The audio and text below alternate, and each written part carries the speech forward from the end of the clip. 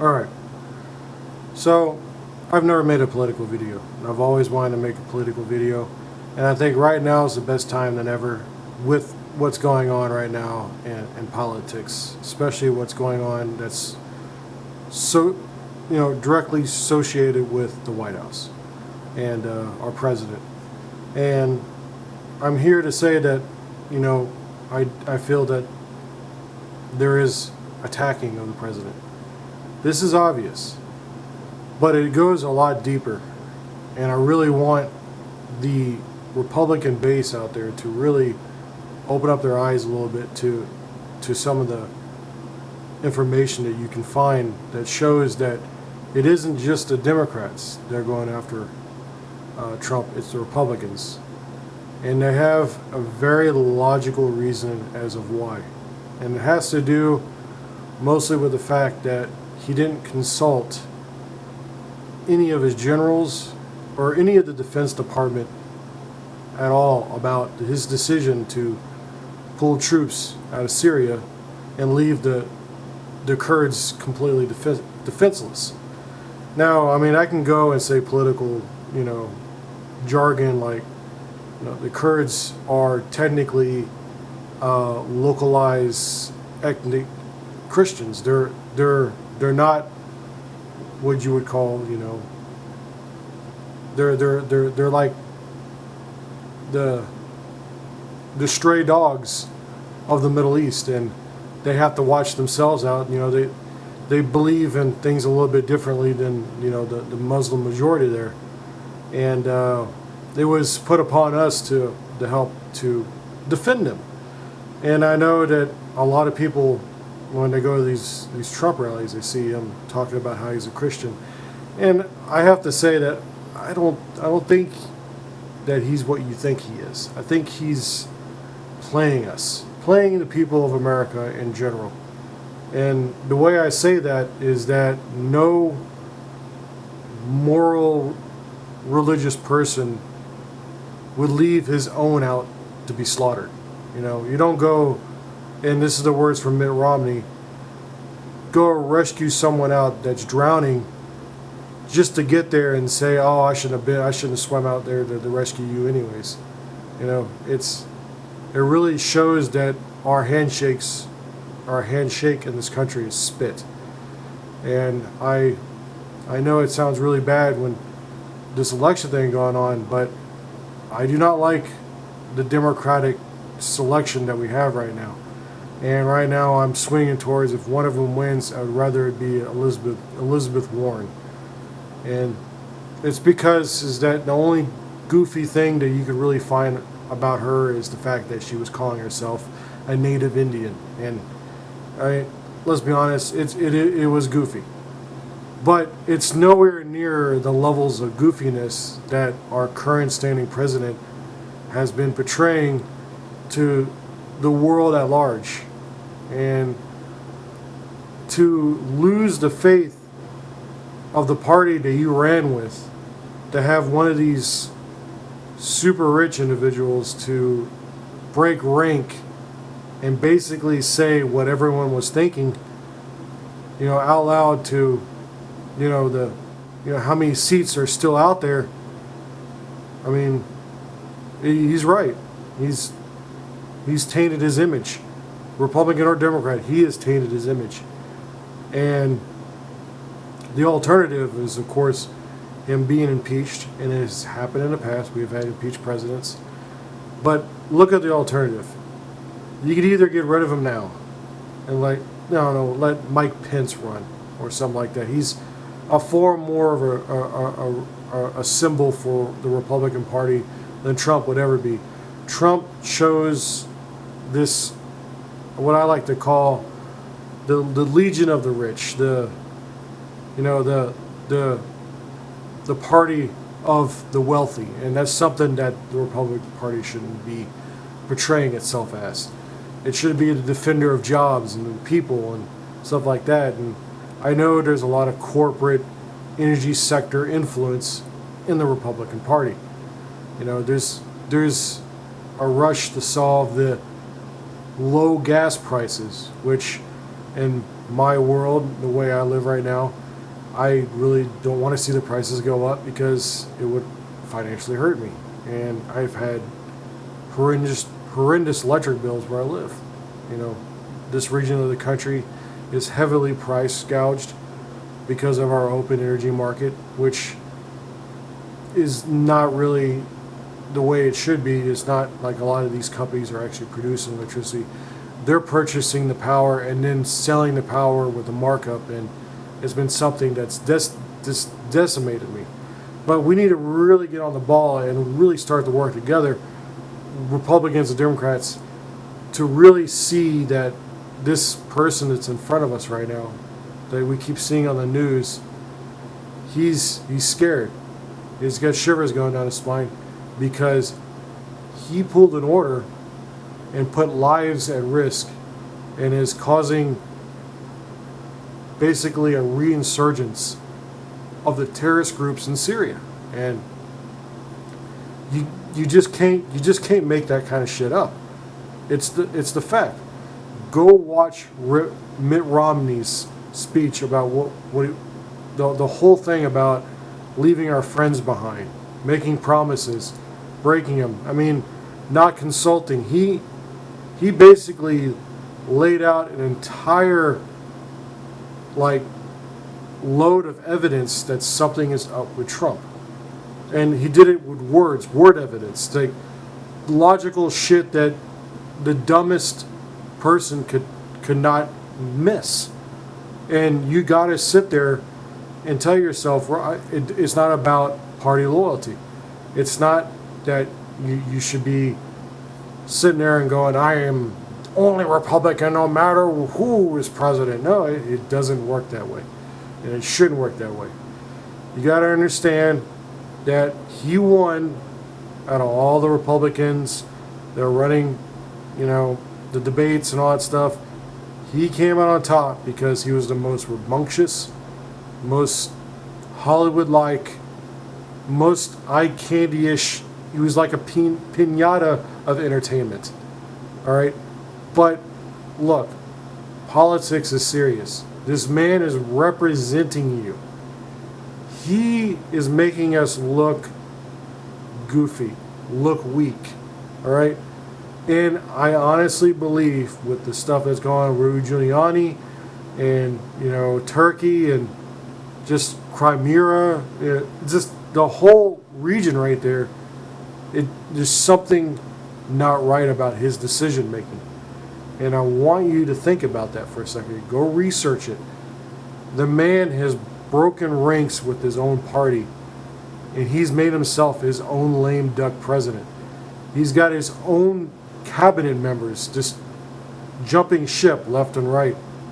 I mean, some of them are even not just jumping ship, but just pouring gasoline on the fire. I mean, coming out and rebuking everything he said, or any other speaker, or anyone, any one of his aide representatives said, server this or researching that, to, this is the norm. And it's not the norm.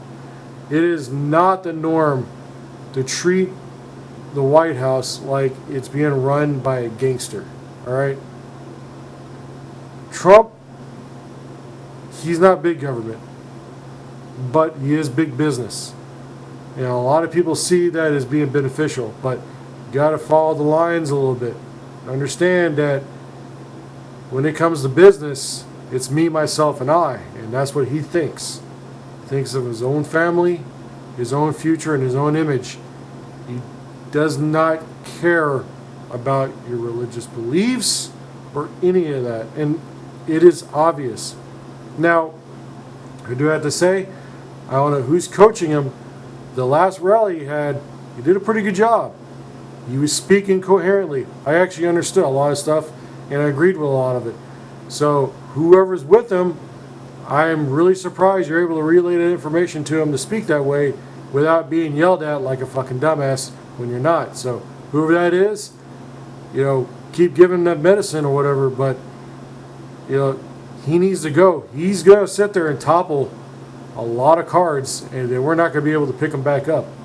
So I ask every conservative out there to please hear me out. Listen to Mitt Romney's, I think it was a speech to Congress, when he came out onto the floor, the podium, and he talks about basically dead on what happened. He did something completely random, completely out of the norm, and just completely shocked the entire establishment.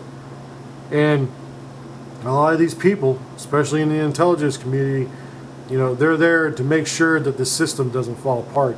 And right now they see Trump as a bad car. He's like a tumor, and I'm pretty sure that things are going to get pretty hectic soon. And I know that y'all do not want to vote Democratic, so I suggest y'all get him out of office soon and quickly, so you people at least have, the vice president to pick. Mr. President, I rise today to address the current situation in Syria. First, I welcome the Vice President's announcement of a ceasefire, which will prevent further loss of life. I hope the agreement is honored. But at the heart of this matter is the central question of why these terms and assurances were not negotiated before the President consented to withdraw our troops. Let me briefly recount what's happened in the past 7 days since the U.S. announced our withdrawal. The Kurds, suffering loss of life and property, have allied with Assad.